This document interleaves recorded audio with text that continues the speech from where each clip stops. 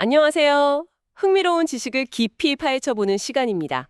요즘 주변에서 수십 년 같이 산 부부가 황혼기에 접어들어서 헤어지는 경우 종종 보게 되죠. 네, 맞아요. 꽤 많아진 것 같아요. 다들 뭐 성격 차이라고는 하는데 왜 수십 년 참고 살다가 하필 지금 헤어질까?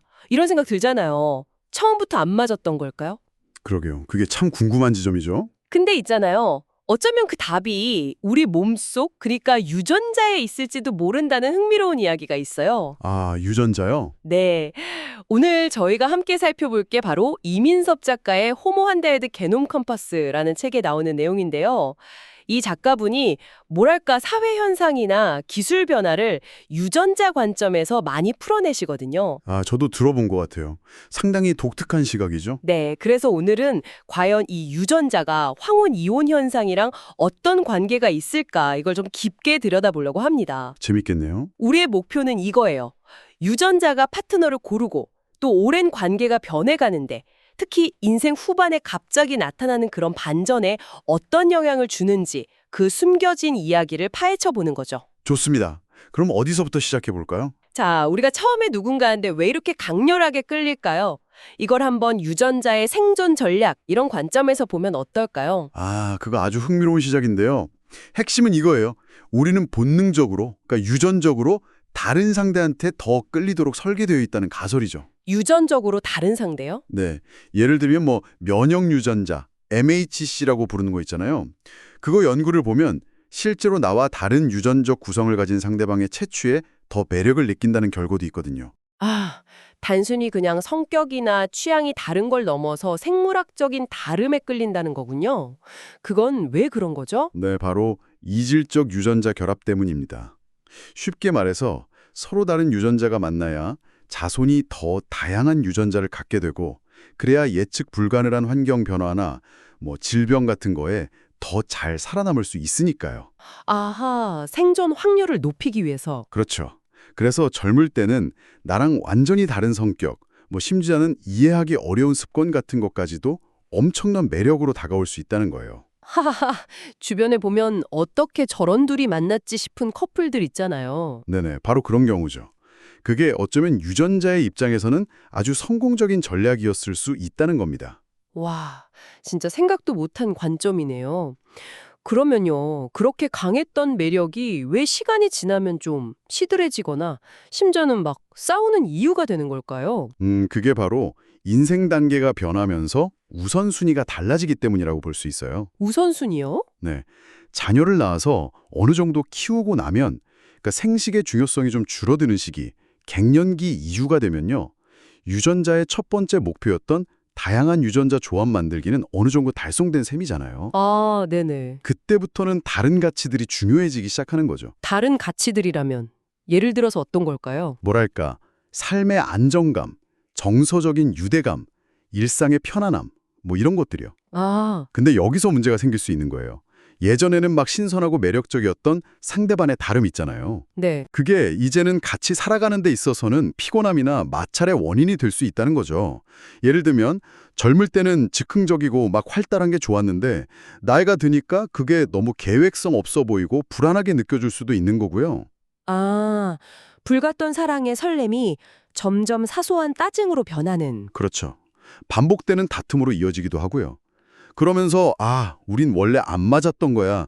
이런 생각을 뒤늦게 하게 되거나 변명처럼 이야기하게 되는 거죠. 아, 그러니까 젊을 때의 그 다름이라는 매력 포인트가 나중에는 걸림돌이 될 수도 있다. 약간 역할이 바뀌는 거네요? 정확합니다. 유전자 관점에서 보면 배우자라는 존재가 두 가지 역할을 하는 셈이에요. 두 가지 역할이요? 네. 하나는 나와 다른 유전자를 통해서 건강한 자손을 남기게 하는 생식 파트너로서의 역할. 네. 다른 하나는 인생이라는 긴 여정을 함께 가는 정서적 동반자로서의 역할이죠. 아, 생식 파트너와 정서적 동반자. 그런데 이 두 역할에 필요한 자질이 좀 다를 수 있겠네요? 그게 문제겠어요. 맞습니다. 그게 딜레마인 거죠. 유전적으로 나랑 아주 다른 상대는 생식 파트너로서는 어쩌면 최고의 선택이었을지 몰라도 너무 다른 성격이나 가치관 때문에 오랜 시간 평온하게 정서적 동반자 관계를 유지하기는 어려울 수 있어요. 반대 경우도 있겠고요. 그렇죠. 반대로 나와 너무 비슷한 사람은 정서적으로는 편안하고 안정감을 줄 수 있지만 애초에 유전적인 끌림은 좀 약했을 수도 있고요. 그러니까 황혼기에 느끼는 불만이나 갈등이 과거의 선택이 잘못되었다기보다는 유전자의 우선순위가 생식 중심에서 안정적인 동반 중심으로 옮겨가면서 나타나는 어찌 보면 자연스러운 결과일 수 있다는 거예요. 와, 그럼 황혼이혼을 그냥 단순히 성격 차이 이렇게만 볼 게 아니네요. 인생 단계가 바뀌면서 관계의 목표나 필요가 달라졌는데 거기에 잘 적응하지 못한 결과 이렇게 볼 수도 있겠군요. 바로 그겁니다. 이 관점은 황혼이혼을 개인의 실패나 배신 이런 문제로만 볼 게 아니라 좀 더 큰 생물학적, 시간적 맥락 안에서 이해하게 도와주죠. 중요한 건 인생의 시기마다 부부관계의 의미나 필요한 것들이 달라질 수 있다는 걸 서로 알아야 한다는 거겠죠. 그리고 그 변화에 맞춰서 노력하고 조율하는 지혜가 필요한 거고요. 이성적인 매력과 정서적인 안정감이 꼭 같은 사람에게서 오지 않을 수도 있다는 걸 이해하는 것도 중요하겠네요. 네, 맞습니다. 그 두 가지는 다른 메커니즘일 수 있으니까요. 자, 오늘 이야기를 좀 정리해보면 우리를 처음에 강하게 끌어당겼던 그 스파크는 사실 유전자가 번식 성공률을 높이려는 영려한 전략이었고 시간이 흘러서 안정적인 동반자 관계가 중요해지는 시기가 오면 바로 그 다름이 오히려 갈등의 씨앗이 될 수 있다는 거였어요. 네, 어쩌면 지금 듣고 계신 분들의 과거 관계나 혹은 현재 관계도 우리가 의식하지 못하는 사이에 이런 유전자의 큰 그림 속에서 움직여 왔을지도 모릅니다. 정말 흥미로운 관점입니다. 네, 그래서 이 유전학적 관점이 여러분의 오랜 관계를 돌아보거나 또 앞으로의 관계를 생각하는데 어떤 새로운 생각의 실마리를 주는지 한번 곱씹어 보시면 좋겠습니다.